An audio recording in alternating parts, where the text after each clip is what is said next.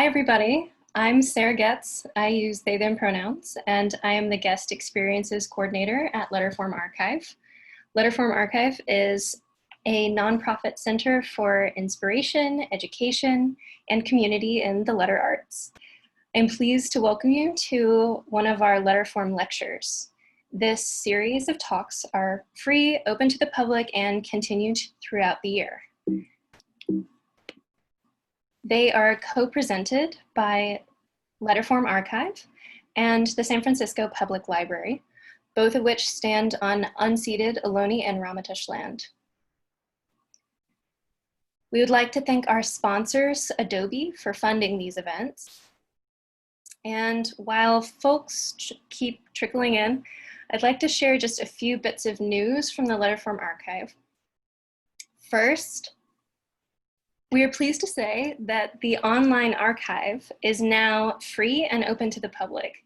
So that's 1,500 objects and 9,000 hi-fi images that Letterform Archive is now offering as an unprecedented virtual access to our collection, which even we can't get to right now. This is an incredible resource for both researchers, designers, and educators. I've used this in my own classroom.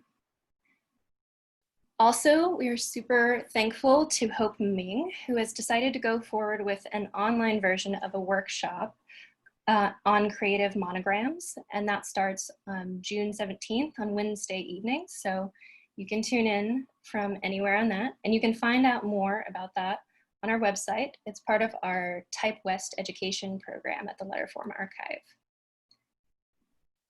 One last thing, only on Saturday, Letterform Archive's handsome and authoritative book on the wood type prints of Jack Stoffaker is still available for pre-order on Indiegogo.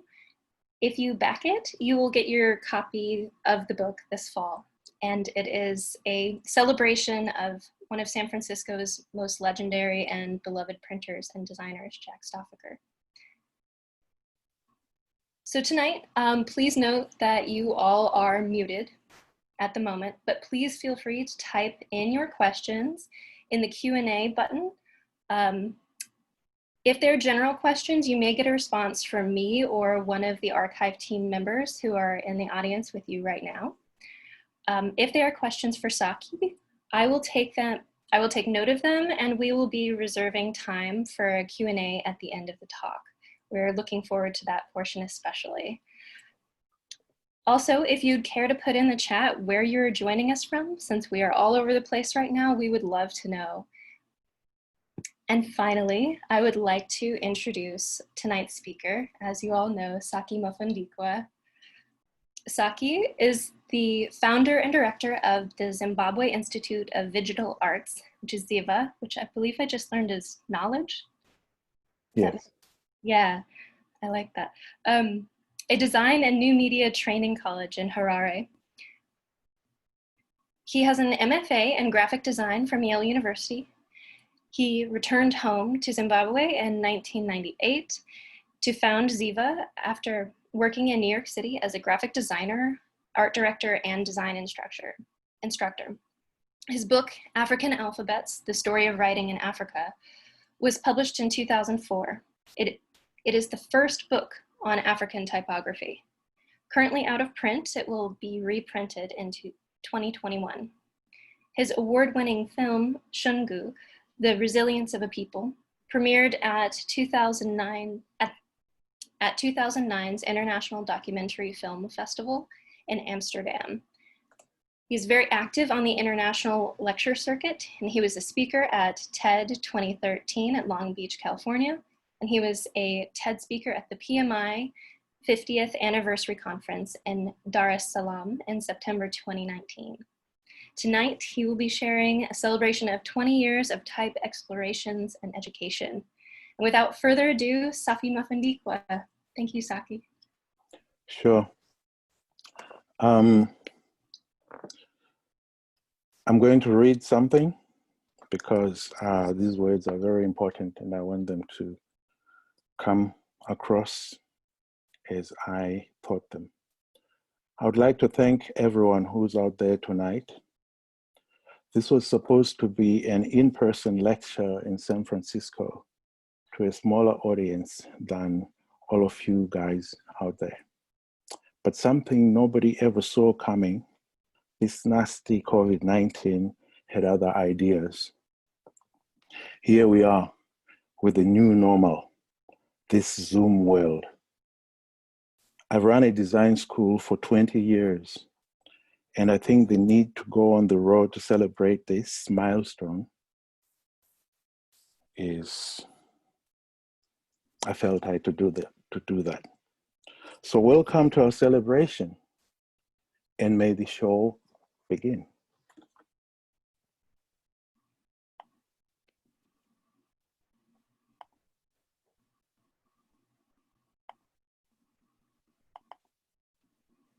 Right.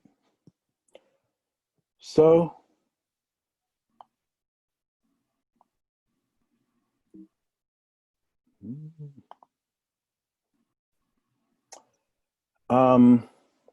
as you all know, I'm from Zimbabwe, and I just felt the need to show visually where Zimbabwe is. Zimbabwe is nestled between Zambia to the north, Mozambique to the east, South Africa to the south, and Botswana to the west. So we're a landlocked country. And Zimbabwe means houses made of stone, and it's named after this structure in the country that was built by my people and thrived between the 11th and 15th centuries. Here is an aerial of the great enclosure. There's another structure on the hill called the Hill Complex, and it is felt that this was where the king lived and his queens lived down in the valley in the great enclosure. Just a visual of the walls surrounding the great enclosure. They're all made of granite blocks that are cut into brick-like shapes, and it's freestanding. It's not held together by mortar. And these walls can get to, at their highest, they are 11 meters or 36 feet, and sometimes up to 2 meters thick. This is the great enclosure, the sort of like central attraction. It's called the Conical Tower. And my son teacher is standing here to show a perspective of how tall this structure is. And stone seems to be ingrained in our DNA, as we are known as one of the world's top stone sculptors. I'm from the capital city called Harare, which means the one who never sleeps. And much as we are well known for our stone sculpture, we're also notorious for having had the highest inflation rate in the world. We maxed in 2007, 2008, we maxed at 1,000,000% inflation. And the largest note we printed was $100 trillion, and it couldn't buy you a loaf of bread. Harare is called Purple City, and I always say it's a city that Prince would have loved, because the jacarandas are going to bloom in our spring, which starts around September, October. And well, Ziva, the school that I founded in Harare, Ziva and I, basically, we try to do something different by encouraging African designers to look within themselves for inspiration instead of always looking out, especially to the Western world. There was this notion amongst a lot of African designers that design was a Western concept. And so I started the school to sort of debunk some of those myths. So some people have asked me, how do you start a school? Well, first you get a name and then you design a logo. And the name was kind of it didn't come to me easily. Initially, I wanted to call it the Zimbabwe School of Visual Arts. And then I thought, that's ripping off New York. So I went for Zimbabwe Institute of Visual Arts.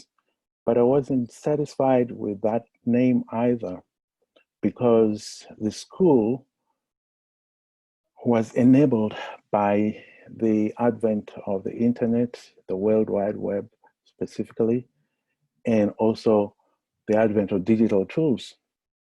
So without digital tools, the school wouldn't have been possible.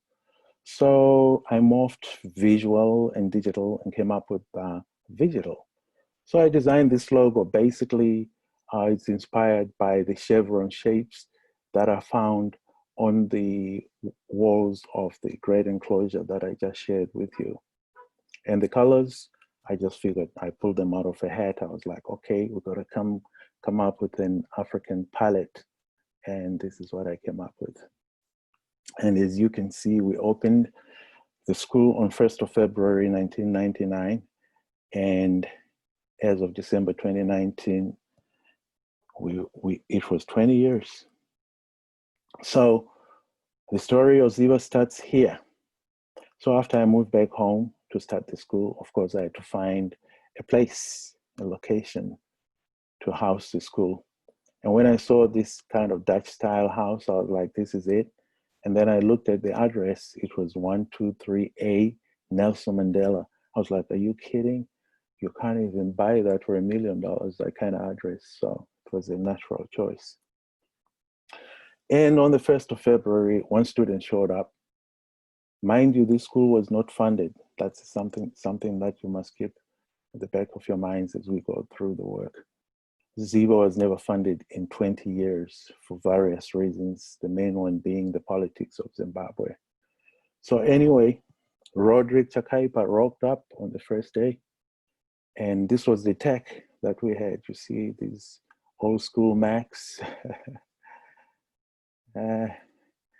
And then by the end of the week, there were 3, and I made them draw. In fact, I made them draw so much, they hated the very concept of drawing. We drew in the class, we drew outside, because I'm from the old school that believed that to be a designer, you have to be able to draw. And then they were 7, and so on and so on. The number started to grow. And then people came from other parts of the world, supporters, what I call with a little help from my friends. This is a guy called Alex Lindsay from DV Garage in San Francisco, who brought us these DV cameras as part of our digital video component. And then Jennifer Sonderby from San Francisco again came to run a 3-week workshop with the students. And so did Sherry Blankenship. She was working at a university in Beirut at that time. And she came down, spent some time with us at Ziva. And I took Jennifer to the Great Zimbabwe, which is a tradition that I've kept over the years for any visitor of mine who comes to Zimbabwe or to Ziva. I have to take them to Great Zimbabwe. So I'm sharing with you images of Ziva and students and faculty. At the top here, the black and white are the initial teachers.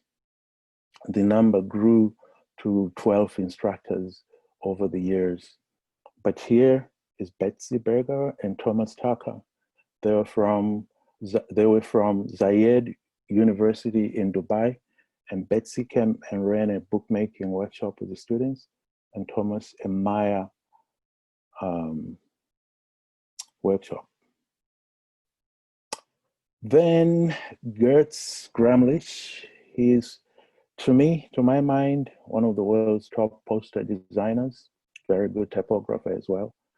And he ran a 3-day workshop with the students for Poster for Tomorrow, an organization from Paris.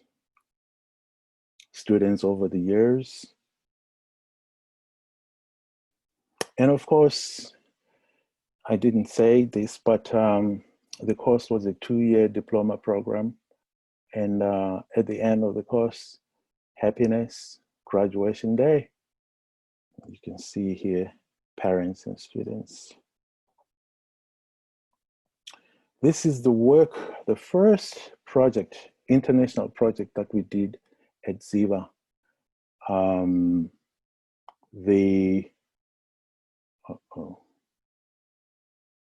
Sorry.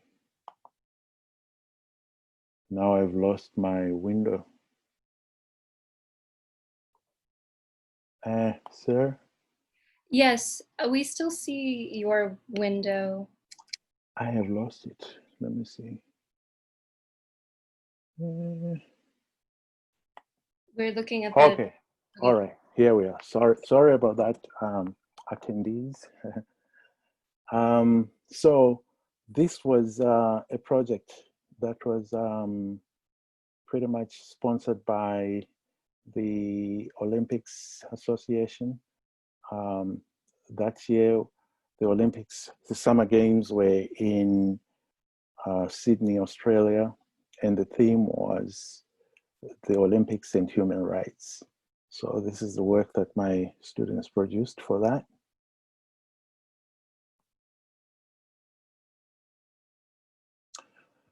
Yeah, here comes to the love of my life, typography.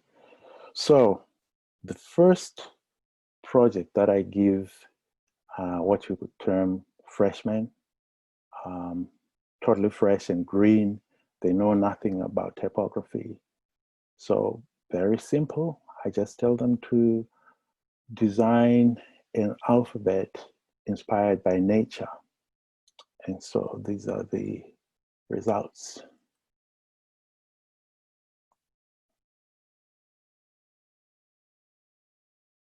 This one is about drinking, how bad drinking is for you. Alcoholics, beverages, of course, not just any old drink.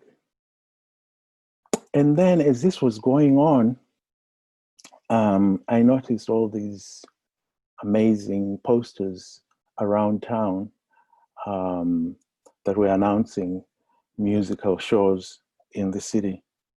And I went out to look for who was doing this, and I found these guys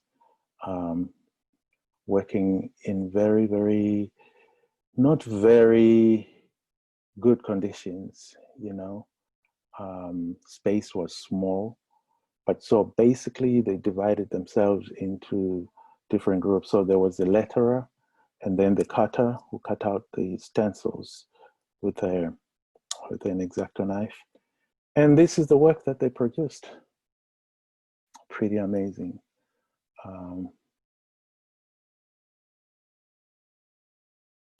And of course, my students, after doing the alphabet inspired by nature, they have to do the Roman alphabet, because most of their work is going to be done in the Roman alphabet. So basically, how I teach is like, there's no right or wrong, you know, there's just what a student produces. So the letter G, for instance, so this is 2 students' work. And then you have this in the same class. So the levels of proficiency are different, but I think they're all beautiful. Then they have to write their name, which is something they have never done. And I think Kimberly had seen Bodoni somewhere, and this was her. And I think Troy had seen Gyramon somewhere, I think. And Heather. So this is all part of training them in typography, because unless you draw a typeface or a letter, you will never understand the complexities of typography. So then we move on to expressive type, and this is what the students produced. Now this is the posters that were done in Gert's Gramlich's 3-day workshop. The theme was education is a right. I'm just going to share with you some of the posters. The one on the left is education as the backbone of Africa.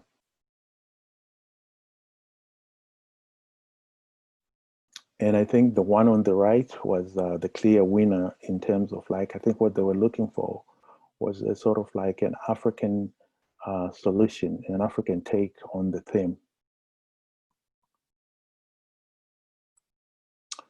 So some logos designed by the students. The one on the right, the Nsewa Wellness Center logo, was an actual project that we got from the Food and Agriculture Organization, FAO, and TNT couriers from the Netherlands. So basically the initiative was for long distance truck drivers that ply the continent from the south, the east, the west, and the north, carrying goods for Africa. So Nsewa is actually not a real word. We came up with it. It actually stands for North, South, East, West Africa. Because initially we came up with, we thought that words like welcome would be great. Because what are these wellness centers? Well, these were in two forms. There was a static wellness center, which was a souped up, what do you call these things that carry goods? Anyway, containers, right? Souped up container with that has been converted into a clinic that had a qualified nurse and other personnel, a fridge with medication, and a lot of other resources. So truck drivers at the border, after clearing their trucks, if they have the time, they would then go into a wellness center, and maybe they'd miss their meds or run out of their meds, and they could get their meds there, or they just wanted somewhere to kind of like rest for a little bit. And then if, like, say, the border was very busy and they couldn't get help there, on the road was a mobile unit, which was a Sprinter van that had the same resources that the static wellness center had. And if the driver wanted to access one, they'll just flash their lights when they see it and pull over, and the mobile unit would attend to them. We also did or do animation at the school, just 2 examples, and 3D modeling. And I think we're using the Cinema 4D software for this. Web design. And Harare City Library came calling. They wanted a logo. They'd never had a logo. And so the students designed different logos, and this is the one they picked, and this is the one that's in use today at the library. We do infographics also.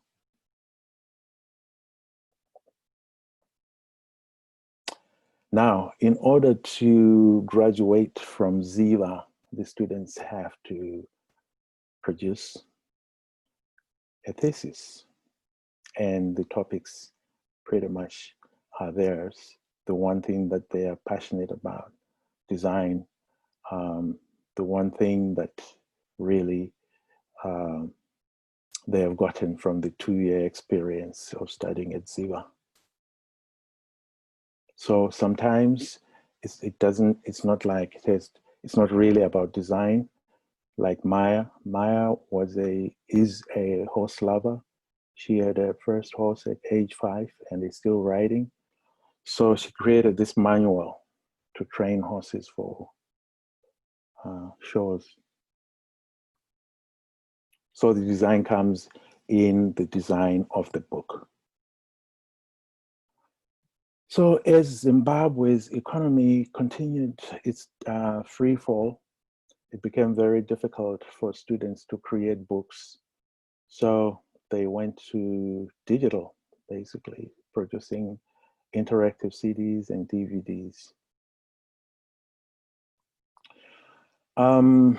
At this juncture, I want to share with you my love for writing systems of the world. Much as I love the writing systems of Africa, I also admire quite a few writing systems like Hangul from Korea.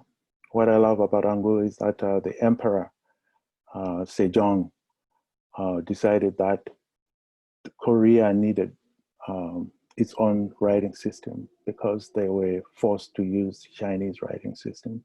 And they came up with what's considered to be one of the most scientific writing systems in the world, Hangul, which I love even just for the shapes.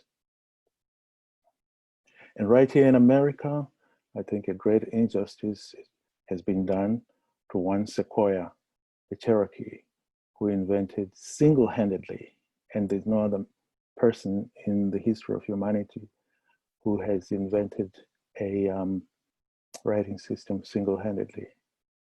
And what I love about it, about his writing system, is that he was quote unquote illiterate in that he couldn't read the Roman alphabet. So he picked shapes that he liked and gave them meaning in Cherokee. And I think he should be in the history books here in America. Just an example of usage, something, a bank out of Oklahoma.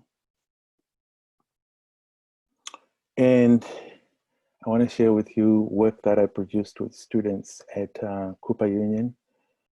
My love for Hangul came from this student whose project, and again, I had asked that they do books, but she did this cube simply because Hangul is based on a matrix of a circle, a square, and a triangle. This just blew my mind, and hence started this love affair with Hangul. This was done by a student. It's experimental typography. It's a student from Thailand, and it's called hum, as in the hum. He said the hum that he hears at the airport. And this one I totally love. This is the dreamings, the sand dreamings of the Aborigines, so which have meaning. So basically, the spread, the white page, is sort of like the desert in Australia, and the text at the top acts like it's the horizon. So those students were pretty inventive. And another student did there, she was from India, did her project on Sanskrit, the writing of the Hindu people from Australia, India. And I've run workshops, I like to say around the world, but yeah, and this is one of my favorites. This was in Turin. It was an Ecograda, when it used to be called Ecograda conference, to commemorate Turin in Italy becoming maybe the first world well-designed capital city, well-designed city, I think. And so the theme was multi-vessel. So initially, they designed the word multi-vessel with their typeface that they were going to create, and then flesh it out into a full alphabet.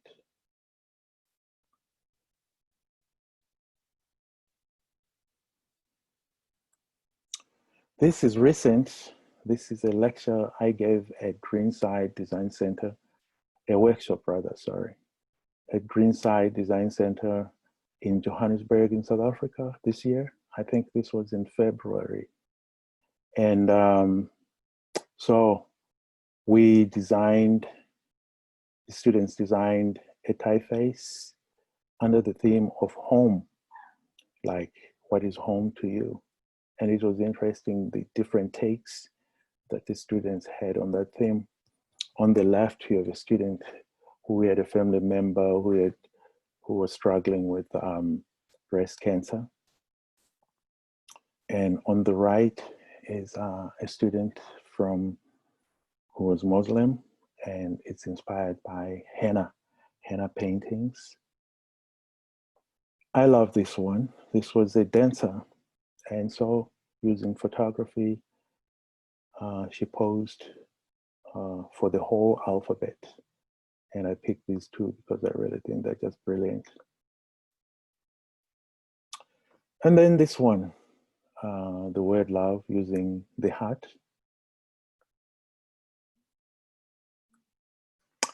This is show off time. So some of my students have gone on to really big things around the world. Nonsikelelo Mtiti from Ziva went to the graduate program, MFA graduate program in graphic design at Yale University.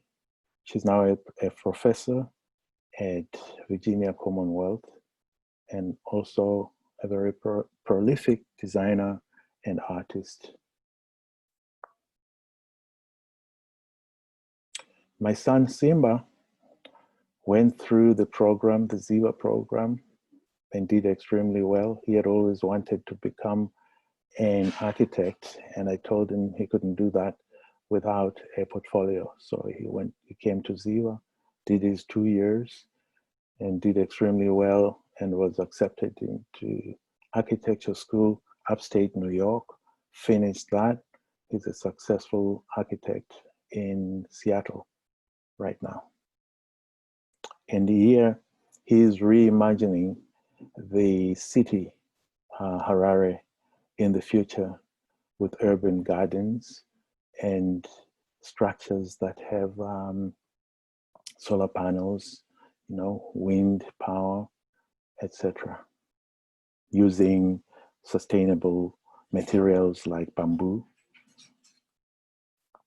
Christina Pozenel, originally from Serbia, went through our program at Ziva, but her interest was always film. So I helped her to get into the famous film school in Cuba. She finished that and is now a successful award-winning film editor in New York.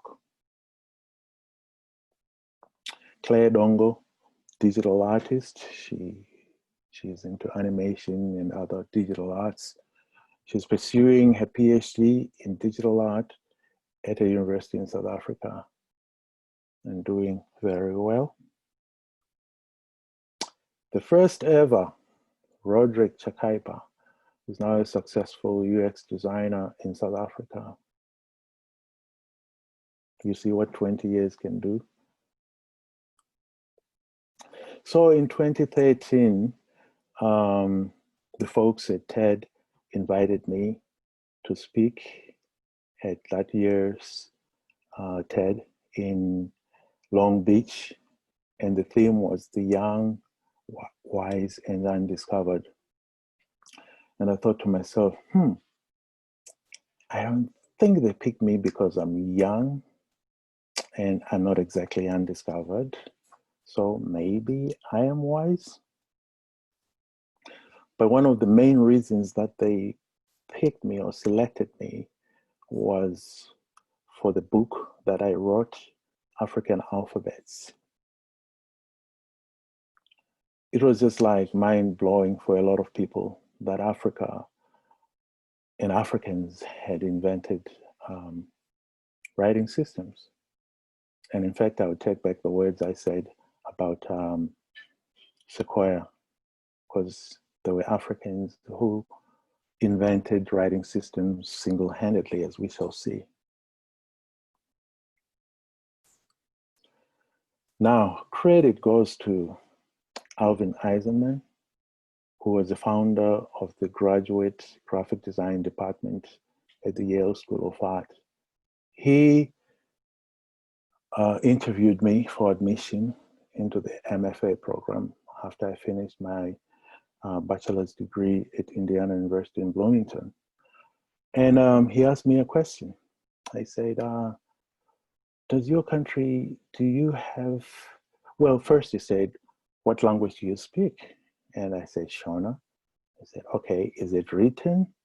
I was like, of course it's written. And he's like, okay, he was really excited, you know, what are the characters like? I was like, characters? A, B, C, D, you know, Roman alphabet. And he couldn't hide his disappointment. And I thought to myself, wow, you mean Africans invented writing systems? Well, if I get in, that's going to be my thesis. So I did get in, and it was my thesis. So here I also pay homage to my classmates and some of my teachers. I think in this picture you can see Bradbury Thompson, who was just absolutely amazing teacher, and Alvin is at the back there, and all my classmates, some of whom are in the audience today watching. Hi guys, we were a great class together and still friends up to this day. So anyway, I want to share with you, Paul Rand was one of my readers, and this is what he wrote. I'll just go to the parts that I kind of like had great issue with. Number 2, which is comparisons of African symbols with the work of Picasso and Klee would have been appropriate. Paul, sorry, but I was more interested in guys like this one, King Ibrahim Joya of the Bamon Kingdom in Cameroon, who invented a writing system called Shumom at age 25 in 1896. How about that? And this is the writing system and the different versions, the different iterations over 30 years. So the one at the bottom is the one that's in use today. Nzibidi, the ancient writing created by the Ejaham people in southern Nigeria. So you had 3 levels of Nzibidi: the common signs of human relationships and communication, dark signs representing danger and distress, and secret signs only known by priests and initiates. So you had to belong to the secret society in order to know some of the symbols.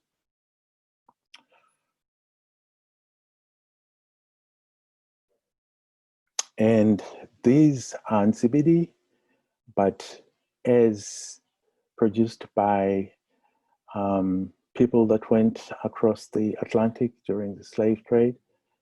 So that religion, the African religion, is alive and well in countries like Haiti, where it's voodoo, countries like Cuba, where it's Santeria, and Brazil, where it's Candomblé.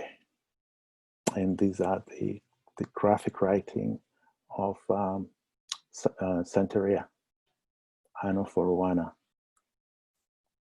A pictograph, all part of writing. This Jokwe pictograph from Angola tells the story of creation, how we start. So maybe this is God, and we all come from there. And all these parts, if you follow them, they lead away from and then back to God. So basically, the life cycle. These symbols, these are Adinkra symbols of the Akan people of Ghana and Cote d'Ivoire. Still, they're ancient. They originated about 400 years ago, and they're still in use today, still as potent as ever. This one here, Sankofa, that's really my mantra: return and get it, learn from the past.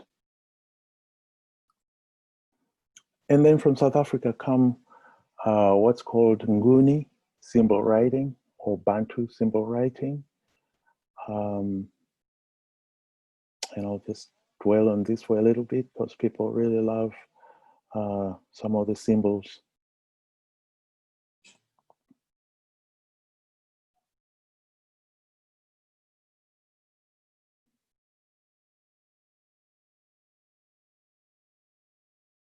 I love gossip because it looks like a TV and it's there among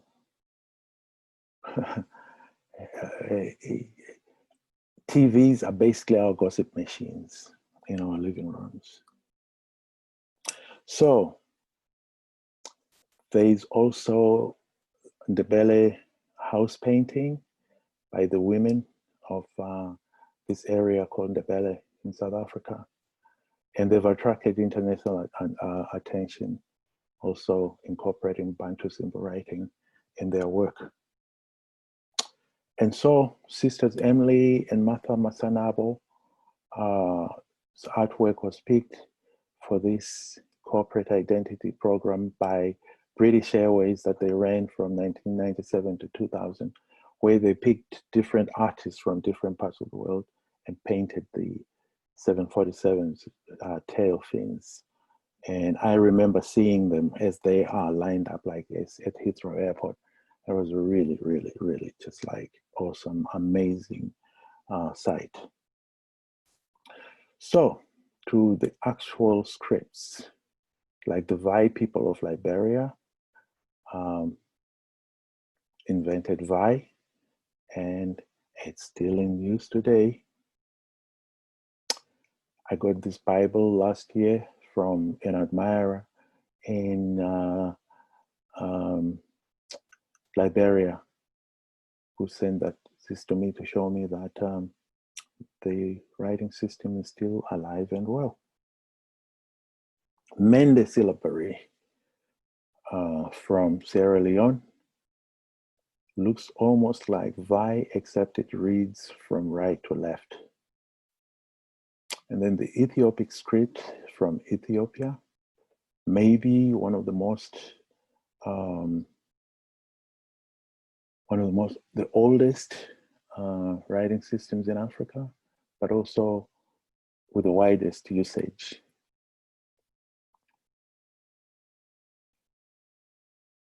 And the flagship, the Ethiopian Airways flagship, everything is in Roman alphabet and Amharic. As you see here, even at Bole Airport, the sign is in Amharic and Ethiopic writing, or Ge'ez and Roman alphabet. So we can't talk about Ethiopia and not talk about fractals because of the processional crosses from Ethiopia really illustrate the concept of fractals. And we can't talk about fractals without talking about the book by Ron Eglash, the groundbreaking book on African fractals. You should check it out. And Ron has also given a very, very amazing TED Talk that you should check out. So, since the publication of my book, there's been a lot of activity. And I never meant for my book to be definitive. It was really a synopsis of what's out there. And it was always my hope, my wish, and my dream that other people would take it up and move it to the next level. Like, for instance, encoding the scripts into Unicode so they could be used on computers. And these are the writing systems from Africa. There are actually 293 writing systems in the world. And I think about 30 come from Africa. Well, Jamra and Patel, a typography outfit studio out of Maine, upped the ante, and they went and created a typeface called Kigelia. And Kigelia is a suite of typefaces of different writing systems from Africa. And the good news is that Microsoft has licensed Kigelia.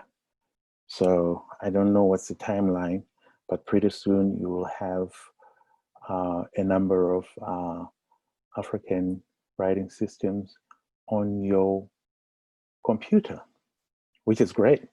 It'll increase literacy in Africa for sure as people start to write in their own writing systems.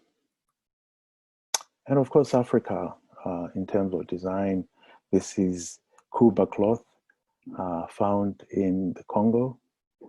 Just incredible design, textile design. And this is just, this to me is incredible. This is bark cloth art by people from the rainforest called the Mbuti, who are sometimes erroneously called pygmies. And this one on the left, I talk about it in my TED talk, is these drawings by Mbuti women as their men play music, sort of like polyphonic music on drums and sing. And the women are pretty much transcribing what they're hearing. So in a way, this is really like musical, African musical notation. And the one on the right, it's like networking before there was even a network. I have to share with you the Lukasa by the Luba people, was a very ancient device called a Lukasa, which is a divination board memory device. And I say it's an African tablet dating way back into antiquity, predating the iPad by centuries. So Africa could have been known as the inventor of the tablet. So my thing is like, okay, nobody knows this about Africa, but now that we know, we can use these objects, the writing systems, to create new stuff. You know, the world is gone completely. There is now AI coming, big internet, all kinds of advances. All we have to do in Africa is really go back to the past so we can move into the future. Architecture. This is an absolute must and must be on every traveler's bucket list. This is Lalibela, the churches of Lalibela in Ethiopia. I went there last April, and just one of the most amazing sights in my short life, well, long life, well, life. And I met this young man in Kinshasa when I was in the Congo last year. And so when you talk about design and words like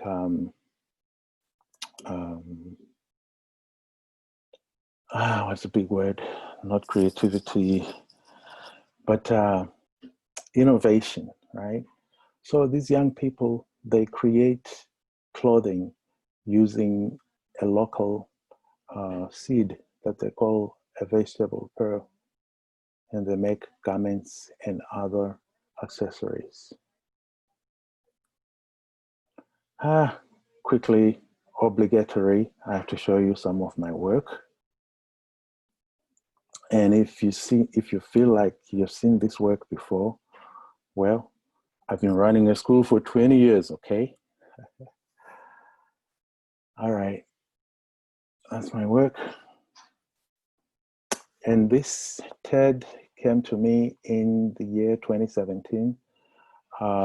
There was going to be TED Global in Arusha, Tanzania, and they commissioned me to design the backdrop. So this is my design at TED Global. I threw in as a bonus gobos from the different writing systems that I deal with. And gobos are basically kind of like used in theater, where you project on the wall or on the floor. It made the auditorium quite dramatic. And then last year in September, I was invited back to the TED stage, but this time in Dar es Salaam, where PMI, which is the Project Management Institute, tasked TED with curating some talks that we gave at their 50th anniversary celebrations. So they picked 10 of us, 10 former African TED speakers. And it was pretty, as you can see here, a very, well, an amazing experience. We had fun. This section is, I'm highlighting or showcasing the work of designers from Africa and other places in the world that have been inspired by my work or my words. Simon Charwe is a designer, corporate designer from Ghana, and he uses the Adinkra symbols of his people to create identity programs. And I want to bring your attention to this one, PADI, which is a recent initiative, the Pan-African Design Institute. We hope to, with this forum, we hope to unite all the designers on the continent and in the diaspora, from graphics to architecture to product design to fashion, all forms of design, interdisciplinary, under the Pan-African Design Institute. And I think it will help the development of an African aesthetic in design on the continent. Osmond Chuma is a young designer from Zimbabwe working in South Africa. And as you can see, he is inspired by the Bantu symbol writing, the house paintings of the Ndebele women to create uniquely South African identity programs. I love these guys, Kwaku and Nana. They're from Ghana and they're fashion designers, but they call themselves fashion storytellers. And they live and work in New York, creating garments and other accessories that are inspired by Africa. Donatal got in touch with me. She's from Trinidad when she was doing an MFA in the UK, and really, really inspired by African writing systems. A very, very talented drafts person. She really can draw and paint. Amina, I taught Amina in Seattle when I took a 2-year sabbatical there between 2017 and 2018, teaching design there. And I want to share with you some of the work that I did with my students at Cornish College of the Arts in Seattle in the 2 years that I was there. This poster here was done for a workshop that I did on Standing Rock with designers, not necessarily from Cornish, but designers from Seattle. And this one here was just right after I arrived in America, in Seattle, in January, after the Orange Man had been inaugurated and started preaching his venom. And so this is about movement, really. So this poster was done by a young Vietnamese student whose father was airlifted and brought to Seattle during the war. Of course, the walls, one can always this idea is that like through education, one can go over any wall. Direct reference to the wall. This student was a darker student, darker kid, and very, very painful process. She didn't know if she was gonna stay in the country or not stay in the country. And then 2018, we realized was the 70th anniversary of the Declaration, the UN Declaration of Human Rights. So we thought, let's revisit them and see what our students feel today about them. And so these are the posters. I'll just show these.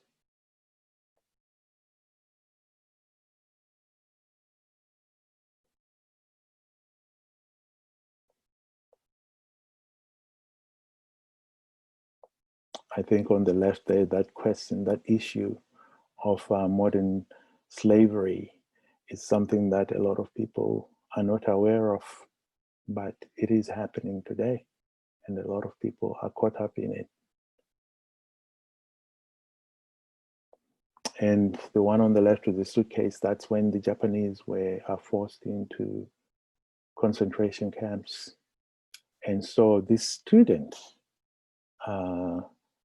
that particular suitcase is a suitcase that the grandparents put their things in and used during their time in the concentration camps.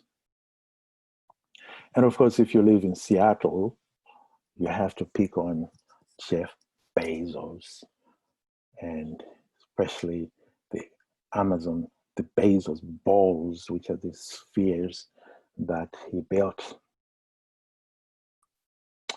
And this is my class, along with Elizabeth Patterson, whom I co-taught the class with at the opening of the show. We had a show in the gallery. And it was really just amazing to see the work up there on display. Then I took that very concept on the road, and I did a workshop at Binghamton University, upstate New York. And this particular Chinese student asked me if she could do her poster in Chinese. I was like, absolutely. And so that's it. These two, well, this was another Chinese student. How clothing is important, yada, yada, yada. But this one here on the left, I really love. This woman was from Latin America, I forget which country, Costa Rica maybe, and was not a designer. But when she heard I was coming and that the workshop was going to be about human rights, she came, and this was her solution. And it all was about movement, you know, how as human beings, we kind of like always feel the need to move. But in these times, movement has been curtailed. And I think that it's very relevant today with this COVID, this nasty thing, which of course, as you know, if you inject yourself with disinfectant, you can kill it. Oh my God.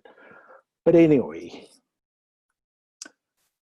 this is the end of my lecture. I leave you with the beautiful faces of my students. Thank you very much. Thank you so much. We have a whole bunch of amazing questions. I'm going to leave my video off, so I'll just be this voice from the side here, if that's okay with you. That's fine. All right. So we have an incredible set of questions here. The first one that has a lot of upvotes here is, are the Bantu symbol meanings color specific or color dependent at all? No, they're not. And that's a very good question, because I gave them those colors. Oh, My source, the source um, of the symbols is black and white. But what I do know is that the people who created them work in color. So I created a palette based on Zulu colors, Nguni colors, and then the Ndebele house paintings.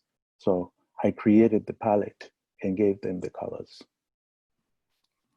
I took license. thank you. All right. Yeah.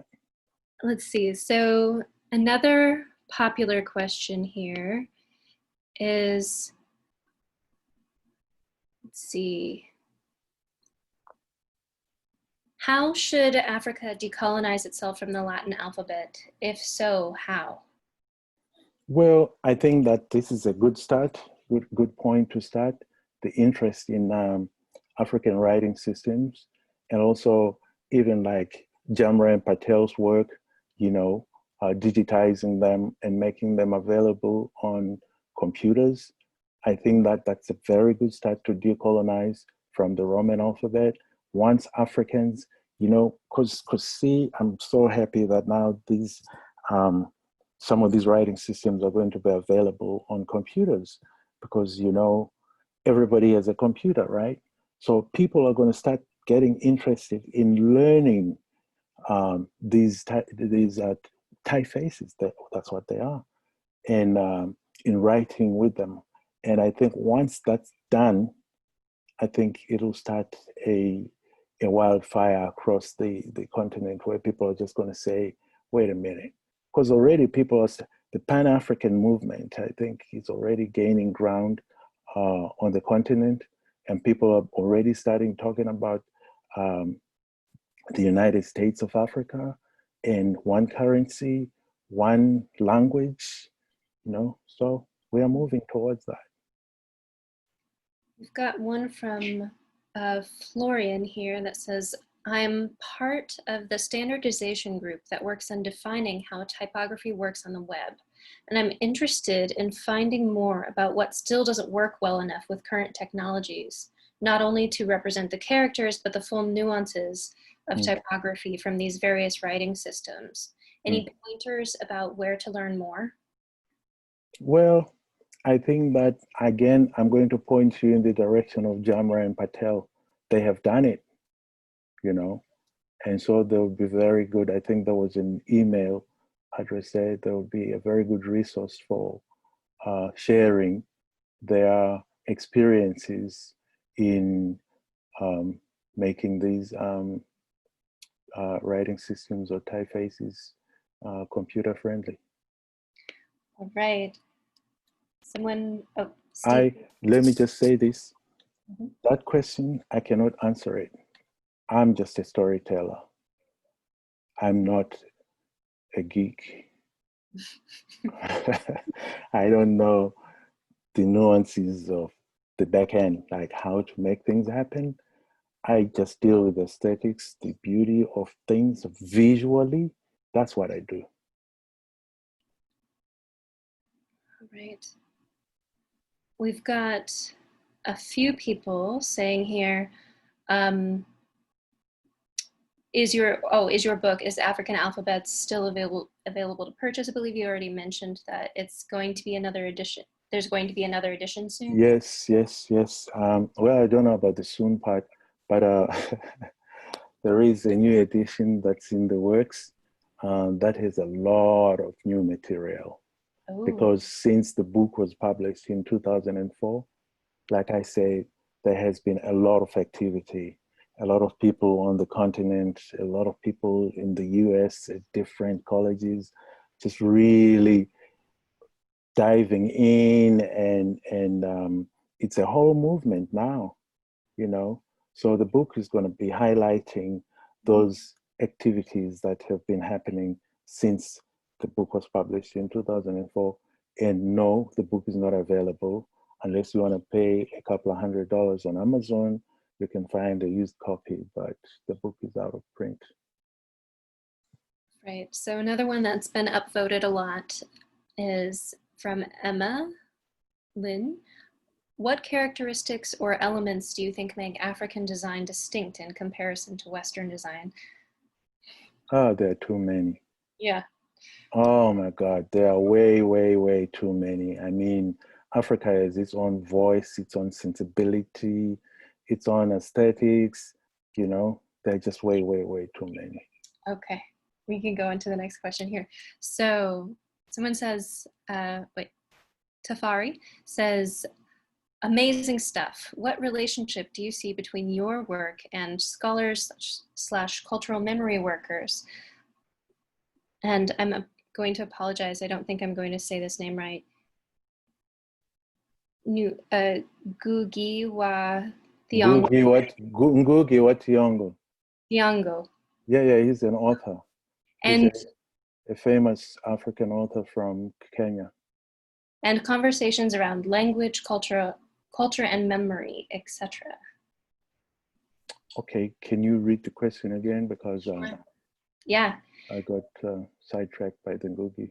Yeah, okay. Ngugi wa Thiong'o. What relationship do you see between your work and scholars, cultural memory workers like Ngugi wa Thiong'o, and conversations around language, culture, memory?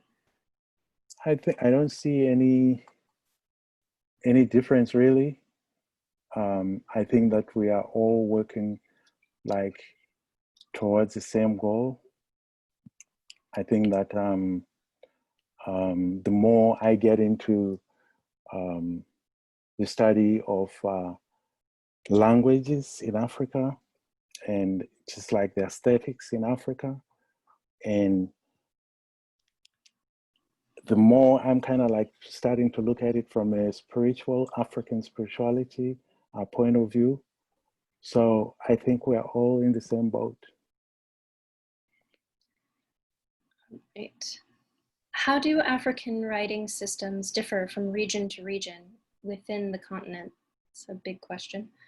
Yeah, but and also the answer is just like, oh my God, it's like what how can I explain this? But each one is different, very different, extremely different. There are no similarities. You know, the influences, some of them are Arabic because, you know, the writing from right to left, while others write from left to right. I mean, it's just different. Just as much as there are how many languages on the continent? I know Nigeria is like 200, over 200 languages. So it's the same with the writing systems, no real like thread connecting them. All right, there is one more that, hold on one second. Here's one. I've found this incredibly insightful, as I am sure a lot of people have, and am from the African diaspora living in Australia, where, as you can imagine, it is incredibly difficult to access this type of information. Would you ever consider running online classes of some sort or some other way to share your incredible insight? Well, today actually, Amina, one of my students that I showcase here, sent me a note and said, have you considered joining Skillshare? And I was like, what Skillshare? Today, actually. So when she told me about it, I was like, oh boy, I gotta look into this. So yeah, I think keep tuned to this network or station or whatever. I'm a radio guy. And I think that, yes, I have to go online with it.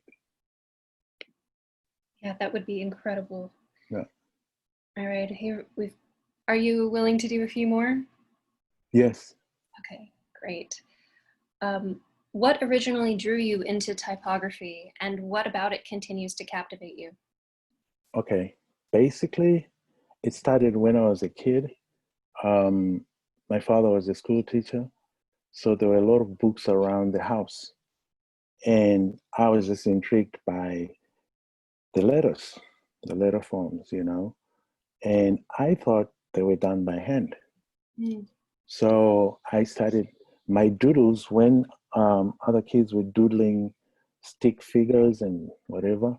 I was doodling letter forms.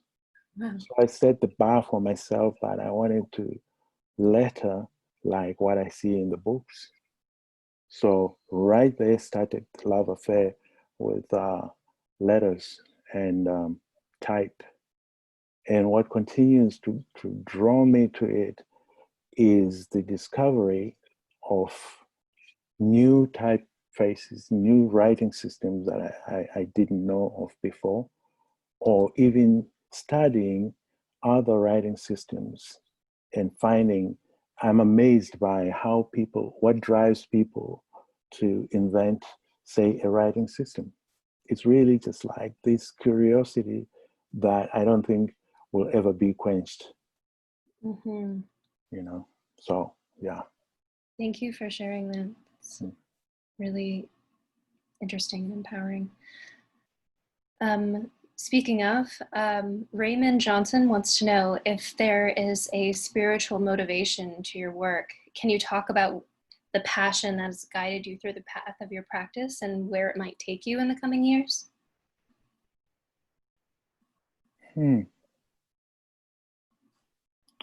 Okay. um, I think that I'm driven by my love for Africa and its people, and just like when I think of how we used to be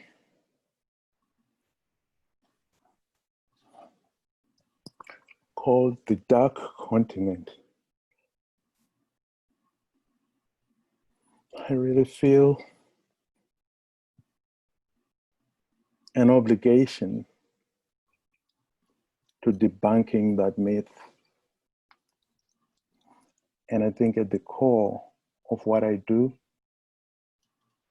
is that desire that the world knows the genius, the creative genius of Africa. That's what drives me. You've got some amens from the chat. Thank you. Thank you for sharing that. Would you like more questions? Would you like to wrap up? Well, we have just a little, about 13 minutes. I can take more questions. I'm strong African man. Yeah. All right. Well, here's one. Andrew, funny, sorry. I'm curious about the writing instruments. I know Ethiopic is done with a reed pen, and Najoya started off with a pencil, but what of the others? And I think I know Andrew. He's a friend from Cape Town, and he's a sand. He draws in the sand, and really loves the African alphabets. Good question. Yeah, what are the other instruments? I think people used reed pens, you know, kind of like pen and nib, and inks that they made. Like, for instance, the Mbuti people, those drawings that you see are made from pigments from plants and soils, and a writing instrument. As you could see that the lines are very fine. So I would think that they fashion writing instruments in different widths in order to create the different thicknesses of the lines. And I think the more modern Africans who have devised writing systems after the advent of colonization, I think they used things like ballpoint pens, pencils, etc. But before that, I think people fashioned nibs or pens from sticks. One person is asking what is used to draw on the bark cloth. That's one I was just talking about. Okay. They make paints and inks out of flowers, soils, certain barks that they soak in water, and then they create the colors. And then, like I said, they fashion writing implements from sticks. Right. What is the very oldest African writing system of which you are aware? Well, that's kind of tricky because you have the Giz is pretty old, but then you have Nsibidi, which is ancient. You know, it goes back to ancient times, and there's no date for it really. So that's kind of difficult. But I would say in terms of those in usage, in full usage, I'd say Giz, which is the Ethiopic writing. So we've got a few here. Someone anonymous says, thank you for the wonderful talk. A lot of discussions on, quote, African language and aesthetics tend to concentrate on sub-Saharan Africa. What are your thoughts on this? And how do you respond to people who claim that countries like Morocco and Algeria and are Middle Eastern and not African? I don't even deal with anybody who says that. Okay. That's their problem. They are African, not Middle Eastern. And if somebody feels that they're part of the Middle East, c'est la vie. I don't want to deal with them. That's my response to those people who say that it's Africa. And also, I specifically chose to deal with sub-Saharan Africa because of the marginalization that that region has faced from colonization. Egypt, I can get into that and upset a lot of people, but Egypt is Africa. And all the achievements in Egypt were done by Africans in antiquity. And by Africans, Black Africans. You're talking about Nubians. Those are the people who created all that. Lila wants to know what advice you would give African artists and designers who are trying to communicate their work globally. Oh, that's a marketing. Is that a marketing question? Like how would you market your work? Do you think? Sure. I can see if they are here and can clarify. Yeah, but in terms of their work, like personally, how do they produce work that Hello. yes. Hi. Thank you so much for the talk. It was absolutely amazing. Thank you. I was just sort of asking in regards to, as an African artist or designer, how do you exist in Western spaces without, I guess, compromising the authenticity of your art? Well, I think to me, there are two forms of expression. There is the job, you know, where you have to do, depending on who you work for. If you're in a Western corporate setting, you have to play that game. Yeah. But then there's work that you do for yourself, your own personal expression. That's where you can really tap into the your heritage, your history, you know, all the things we can tap into as Africans, the richness of Africa and its creativity, aesthetic, you know, your Yeah. work, your personal work. And Thank you. sometimes you're lucky, it creeps into the work that you do, you know, on a day to day. Yeah. But that's not always the case. But yeah, Yeah, that's amazing. Thank you. sure. That's absolutely brilliant. Thank you. One more.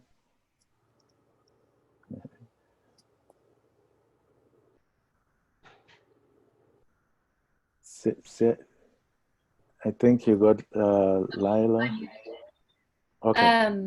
Yeah. This has been asked a few times, Yeah. which was how, and it's a similar question, I think. Mhm. How do you navigate Yale? How is that experience for you?